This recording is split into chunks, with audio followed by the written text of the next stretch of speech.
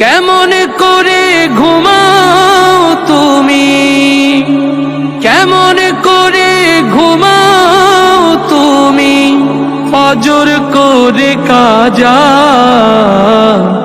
এমনও তো হতে পারে জোহরে জানাজা, এমনও তো হতে পারে জোহরে জানাজা।